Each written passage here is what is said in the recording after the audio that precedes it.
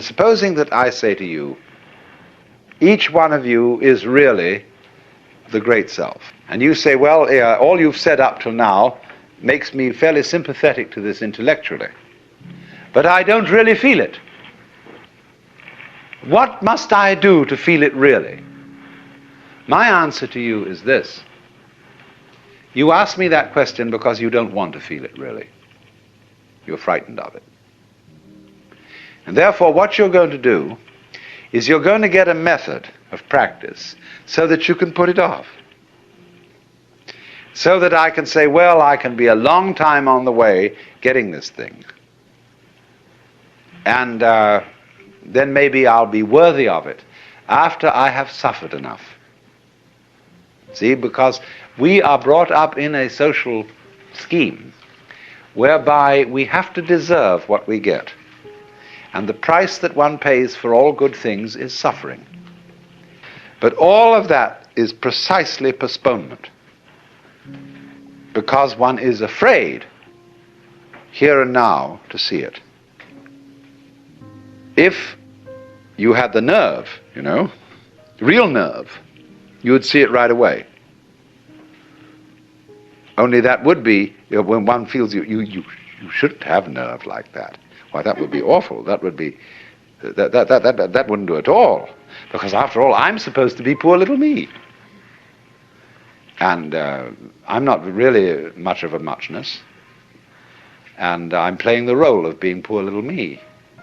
And therefore, in order to be something great, like a Buddha or a Jivan Mukta, one liberated in this life, I ought to suffer for it.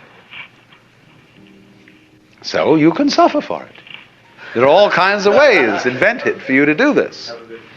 And you can discipline yourself, and you can gain control of your mind, and you can do all sorts of extraordinary things. I mean, you can drink water in through your rectum and do the most fantastic things.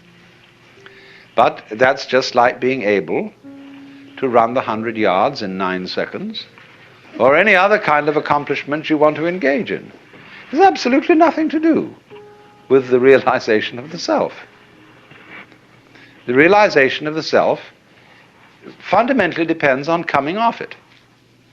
The sort of, when we say to people who put on some kind of an act, we say, oh, come off it. And some people can come off it. They laugh and say they suddenly realize, they were making fools of themselves, and they laugh at themselves and they come off it. So in exactly the same way, the guru, the teacher, is trying to make you come off it. Now, if he finds he can't make you come off it, he's going to put you through all these exercises, so that you, at the last time, when you've got enough discipline, and enough suffering, and enough frustration, you'll give it all up and realize you were there for the beginning and there was nothing to realize. So this tremendous schizophrenia in human beings of thinking that they are rider and horse, soul in command of body, or will in command of passions, wrestling with them, all that kind of split thinking simply aggravates the problem. And we get more and more split. And so we have all sorts of people engaged in an interior conflict which they will never resolve, because the true self, either you know it or you don't. If you do know it, then you know it's the only one, and the other so-called lower self just ceases to be a problem. It becomes something like a mirage, and you don't go around hitting at mirages with a stick or trying to put reins on them. You just know that they're mirages and walk straight through them. And so that split is implanted in us all. And because of our being split-minded, we are always dithering. Is the choice that I am about to make of the higher self or of the lower self? Is it of the spirit or is it of the flesh? is the word that I have received of the Lord, or is it of the devil? And nobody can decide. Because if you knew how to choose, you wouldn't have to.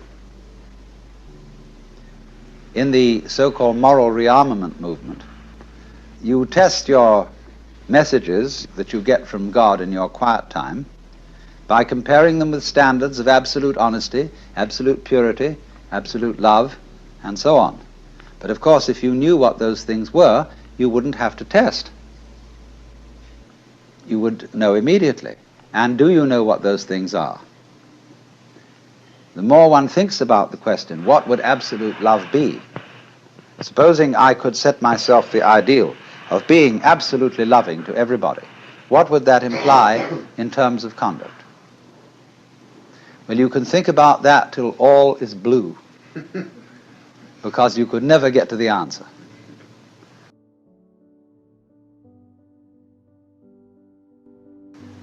The problems of life are so subtle that to try to solve them with vague principles, as if those vague principles were specific instructions, is completely impossible.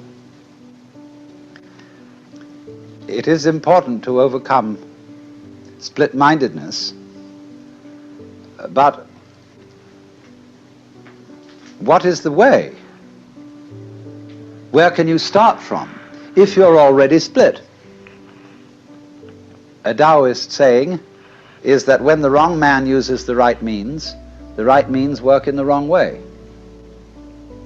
So what are you to do? How can you get off it and get moving?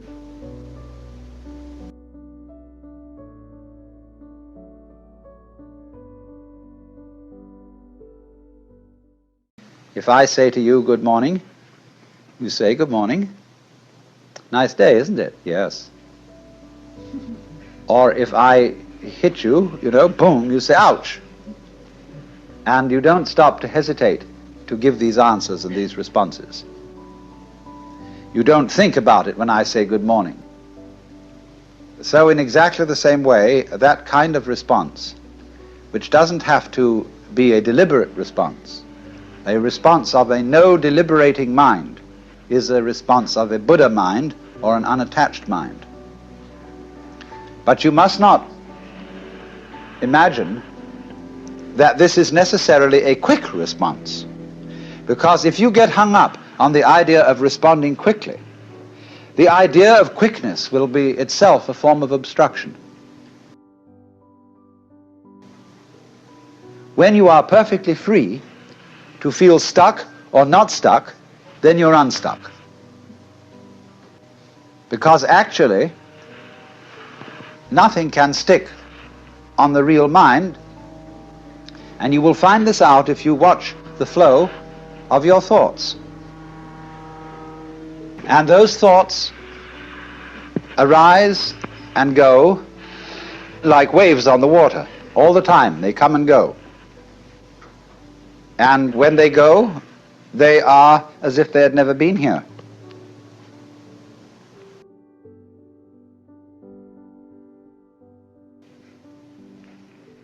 There is process. There is the flow of thought. And the flow of thought doesn't have to happen to anyone. Experience does not have to beat upon an experiencer. There is all the time simply the one stream going on, and we are convinced that we stand aside from it and observe it, because we've been brought up that way. It's very important to get rid of that illusion of duality between the thinker and the thought. So find out who is the thinker behind the thoughts. Who is the real, genuine you?